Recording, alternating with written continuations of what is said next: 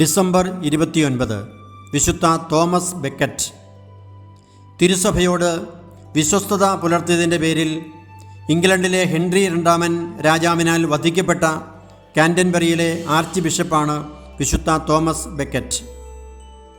London നഗരത്തിലെ വ്യാപാരിയായിരുന്ന Gilbert ബെക്കറ്റിൻ്റെയും മെറ്റിൽഡയുടെയും മകനായി ഒരു ഇടത്തരം സാധാരണ കുടുംബത്തിൽ 1118 ഡിസംബർ 21 തോമസ് ജനിച്ചു. ആദ്യം മർട്ടൺ ആശ്രമത്തിലും തുടർന്ന് പാരീസിലും അദ്ദേഹം പഠിച്ചു. പഠനം പൂർത്തിയാക്കിയ തോമസ് ലണ്ടനിൽ വിവിധ ജോലികളിൽ ഏർപ്പെട്ടു. വിനോദ പരിപാടികളെല്ലാം ഇഷ്ടപ്പെട്ടിരുന്ന അദ്ദേഹം ഒരിക്കൽ പുഴയിൽ ചാടുകയും മുങ്ങി മരിക്കാറായ അവസ്ഥയിൽ നിന്ന് അത്ഭുതകരമായി രക്ഷപ്പെടുകയും ചെയ്തു. 23-ാമത്തെ വയസ്സിൽ തോമസ് ബെക്കറ്റ് കാൻറ്റർബറി ആർച്ച് ബിഷപ്പായ തെയോബാൾഡിൻ്റെ ഓഫീസിലെ ജോലിക്കാരനായി. തുടർന്ന് ആർച്ച് ബിഷപ്പിൻ്റെ ഏറ്റവും വിശ്വസ്തനായ സഹായിയായി മാറിയ തോമസ് റോമിലേക്ക് നിരവധി യാത്രകൾ നടത്തി. തോമസിൻ്റെ കഴിവുകൾ മനസ്സിലാക്കിയ ബിഷപ്പ് അദ്ദേഹത്തെ ബൊളോഞ്ഞ, ഓക്സൺ എന്നീ സ്ഥലങ്ങളിലേക്ക് അയച്ച് സഭാ നിയമം പഠിക്കാൻ അവസരം നൽകി. മിടുക്കനും എല്ലാവർക്കും പ്രിയങ്കരനുമായിരുന്ന തോമസ് തുറന്നു സംസാരിക്കുന്നവനും മനസ്സിലാക്കാൻ ബുദ്ധിമുട്ടുള്ള കാര്യങ്ങൾ എളുപ്പത്തിൽ വിശദീകരിക്കാൻ കഴിവുള്ളവനുമായിരുന്നു. 1154 ഡീക്കനായി നിയമിക്കപ്പെട്ട തോമസ് തുടർന്ന് സഭയിലെ ഏറ്റവും ഉത്തരവാദിത്തപ്പെട്ട പദവിയായ കാൻറ്റർബറിയിലെ ആർച്ച് ഡീക്കനായി ഉയർത്തപ്പെട്ടു. 1155 21-ാമത്തെ വയസ്സിൽ ഹെൻറി രണ്ടാമൻ ഇംഗ്ലണ്ടിലെ രാജാവായപ്പോൾ അദ്ദേഹത്തെ സഹായിക്കാൻ മിടുക്കനായ ഒരു ചാൻസലറിനെ ആവശ്യമായി വന്നു. തുടർന്ന് കാൻറ്റർബറി ആർച്ച് ബിഷപ്പിൻ്റെ ഉപദേശപ്രകാരം ഇംഗ്ലണ്ടിലെ രണ്ടാമത്തെ അധികാരിയായ ചാൻസലർ പദവിയിൽ രാജാവ് തോമസ് ബെക്കറ്റിനെ നിയമിച്ചു. അപ്പോൾ അദ്ദേഹത്തിന് 36 വയസ്സ് ആയിരുന്നു. തോമസ് ബെക്കറ്റും രാജാവും ഏറ്റവും അടുത്ത സുഹൃത്തുക്കളെപ്പോലെയാണ് പ്രവർത്തിച്ചത്. വളരെ മോശമായ അവസ്ഥയിലായിരുന്ന ഇംഗ്ലണ്ടിലെ ഭരണ സംവിധാനങ്ങൾ മെച്ചപ്പെടുത്താനും അവർ ഒരുമിച്ച് പ്രവർത്തിച്ചു. അവർ കുട്ടികളെപ്പോലെ ഒരുമിച്ച് കളിക്കുകയും വിനോദങ്ങളിൽ ഏർപ്പെടുകയും ചെയ്തു. എല്ലാവരെയും ആകർഷിക്കുകയും അത്ഭുതപ്പെടുത്തുകയും ചെയ്യുന്ന വിധത്തിലായിരുന്നു തോമസിൻ്റെ പ്രവർത്തനങ്ങൾ. ബെക്കറ്റിൻ്റെ ഭരണപരമായ കഴിവുകൾ മൂലം നഷ്ടപ്പെട്ടുപോയ പല അധികാരങ്ങളും പുനഃസ്ഥാപിക്കാൻ രാജാവിന് കഴിഞ്ഞു. തോമസ് ബെക്കറ്റ് തൻ്റെ ഡീക്കൻ പദവി നിലനിർത്തിയെങ്കിലും അദ്ദേഹത്തിൻ്റെ ജീവിതശൈലി അതിനു ചേർന്നതായിരുന്നില്ല. എങ്കിലും വിശ്വാസവും വിശുദ്ധിയുമുള്ള ഒരു മനുഷ്യനായി എല്ലാവരും അദ്ദേഹത്തെ അംഗീകരിച്ചിരുന്നു. ചാൻസലറായി 6 വർഷത്തിനു ശേഷം 1161 കാൻറ്റർബറി ആർച്ച് ബിഷപ്പ് തെയോബാൾഡ് മരിച്ചപ്പോൾ തോമസ് ബെക്കറ്റിനെ പിൻഗാമിയാക്കാൻ ഹെൻറി രാജാവ് ആഗ്രഹിച്ചു. തോമസ് ബെക്കറ്റിനെ ബിഷപ്പാക്കുന്നതിലൂടെ ഇംഗ്ലണ്ടിലെ സഭയുടെ മേൽ കൂടുതൽ സ്വാധീനവും നിയന്ത്രണവും നേടാൻ സാധിക്കും എന്ന് രാജാവ് കരുതി.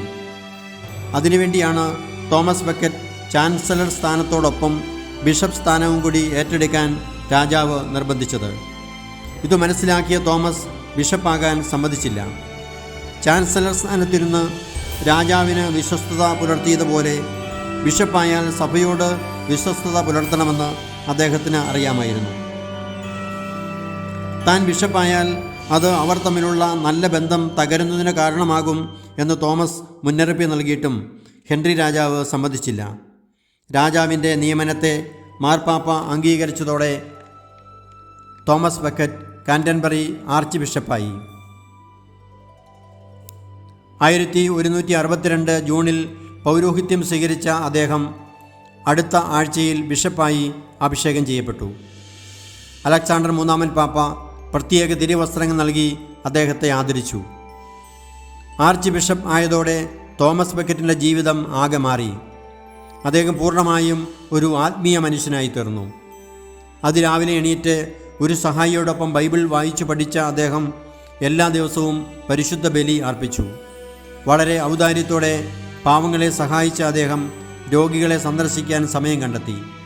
ലളിതമായ ഭക്ഷണം കൊണ്ട് തൃപ്തിപ്പെട്ട അദ്ദേഹം സന്ദർശകർക്ക് നല്ല ഭക്ഷണം നൽകി.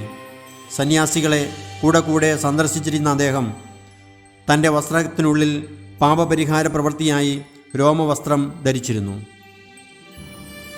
രാജാവിൻ്റെ താൽപ്പര്യത്തിന് വിരുദ്ധമായി ബിഷപ്പ് തോമസ് ചാൻസലർ സ്ഥാനം രാജിവെച്ചത് രാജാവിനെ കോപാകുലനാക്കി. സഭയുടെ അധികാരങ്ങൾ പിടിച്ചെടുക്കാൻ രാജാവ് ശ്രമിച്ചതോടെ രാജാവും ബിഷപ്പും തമ്മിലുള്ള സംഘർഷങ്ങൾ വർദ്ധിച്ചു. രാജാവ് ബിഷപ്പിനെ ഉപദ്രവിക്കാൻ തുടങ്ങി.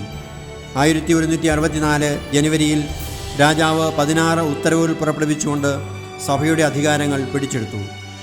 മറ്റ് മെത്രാന്മാരെ തൻ്റെ പക്ഷത്തു നിർത്താൻ രാജാവിന് കഴിഞ്ഞു. എന്നാൽ തോമസ് ബക്കറ്റ് ഇതിനെ ശക്തമായി എതിർത്തതോടെ രാജാവ് അദ്ദേഹത്തിനെതിരെ തെറ്റായ കുറ്റാരോപണങ്ങൾ ഉയർത്തി വിചാരണ ചെയ്തു. തുടർന്ന് 1164 ഒക്ടോബറിൽ ബിഷപ്പ് തോമസ് ബക്കറ്റ് ഫ്രാൻസിലേക്ക് പലായനം ചെയ്തു. അപ്പോൾ ഫ്രാൻസിലുണ്ടായിരുന്ന അലക്സാണ്ടർ പാപ്പായുടെ അടുത്തെത്തിയ അദ്ദേഹം തന്നെ മെത്രാൻ സ്ഥാനം രാജിവെക്കാൻ അനുവദിക്കണമെന്ന് അപേക്ഷിച്ചു. എന്നാൽ മാർപ്പാപ്പ അതിന് സമ്മതിച്ചില്ല. തുടർന്ന് പോണ്ടിഗ്നിയിലുള്ള സിസ്റ്റേഴ്സ്യൻ ആശ്രമത്തിൽ അദ്ദേഹം പ്രാർത്ഥനയും പഠനവുമായി കഴിഞ്ഞു. പ്രശ്നങ്ങൾ പരിഹരിക്കുന്നതിനായി മാർപ്പാപ്പായും രാജാവും തമ്മിലുള്ള ചർച്ചകൾ തുടർന്നുകൊണ്ടിരുന്നു. രാജാവ് തൻ്റെ ഉത്തരവുകളിൽ ഉറച്ചു നിൽക്കുകയും ബിഷപ്പ് അതിനെ എതിർക്കുകയും ചെയ്തുകൊണ്ടിരുന്നതുകൊണ്ട് ചർച്ചകളിൽ സമവായത്തിലെത്താൻ കഴിഞ്ഞില്ല.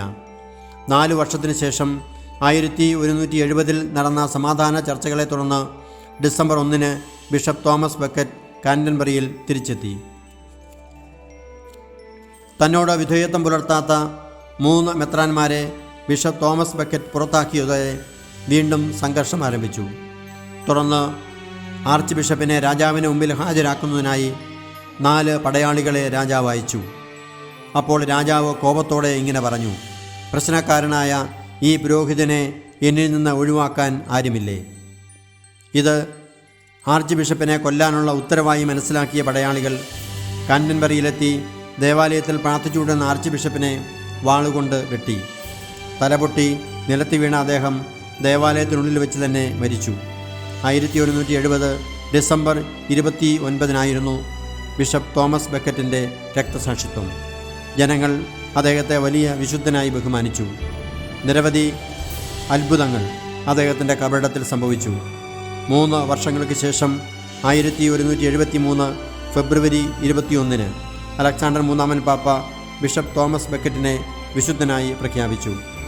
വിശുദ്ധൻ്റെ മരണശേഷം 4 വർഷം കഴിഞ്ഞ് ഹെൻറി 2 രാജാവ് വിശുദ്ധൻ്റെ കബറിടം സന്ദർശിക്കുകയും തൻ്റെ തെറ്റിന് പരസ്യമായി പ്രായശ്ചിത്തം ചെയ്യുകയും ചെയ്തു. യൂറോപ്പിലെ ഏറ്റവും ജനപ്രിയ തീർത്ഥാടന കേന്ദ്രങ്ങളിൽ ഒന്നായി വിശുദ്ധ തോമസ് ബക്കറ്റിൻ്റെ കബറിടം മാറി.